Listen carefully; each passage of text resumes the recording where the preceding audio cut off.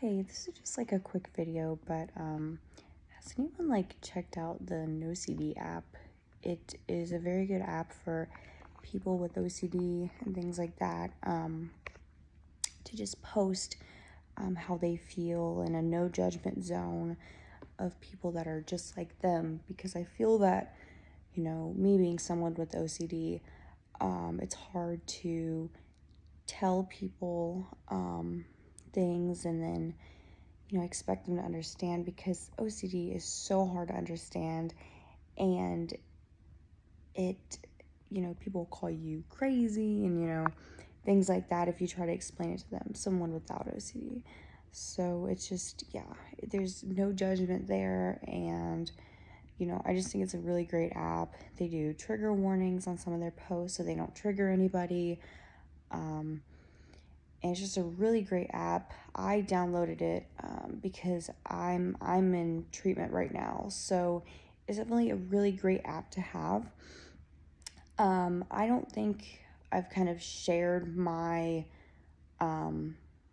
experience, but basically I was just diagnosed with OCD not too long ago, after I had my daughter.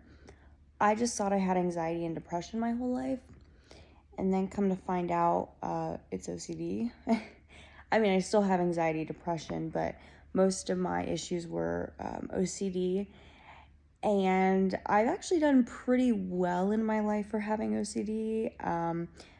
I think I'm hyper-functioning OCD, definitely, for sure, because I've still, been able to leave my house and things like that. But I was realizing that it was getting harder to do basic things because my brain was saying, do this first. And it was giving me all these things to do before I leave the house. And then if I didn't do them, oh gosh, I was a failure, a terrible person, things like that. And then I would have anxiety all day, and then I'd be upset the whole day. That is, yeah. So, but I think my OCD is healing itself, because what you have to do with OCD is you have to invite it in. You have to invite all the thoughts in, and you have to invite it in and say, hey, come on in. And then you have to be like, I'm not going to do that. You know why? Because you're not in charge of me, OCD. And then you got to kick its butt. I'm trying not to cuss because my daughter's right here. But then you got to kick its butt. And that's OCD. You've got to invite it in. Say, hey, friend, I see these thoughts, but hey, I'm not going to listen. Nope, I'm not going to listen to you because you're not real. And that's what you have to do with your intrusive thoughts. You're not real. And you have to be able to differentiate your intrusive thoughts with the real thoughts. And that's hard sometimes because those intrusive thoughts can be very easy to believe, and they can make sense at the time, and you lose all logic. My worst OCD episodes there's different things that can trigger my OCD, and there's many different types of OCD, and I have a few, but I'm not going to say which ones I have exactly, but I definitely have a few, and it's just, it's great to see that there is this app that we can now use to help us, because I feel like OCD is so complex. It's such a complex disorder that, some therapists don't know how to treat it.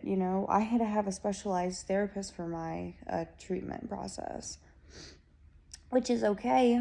I'm glad, we have resources now.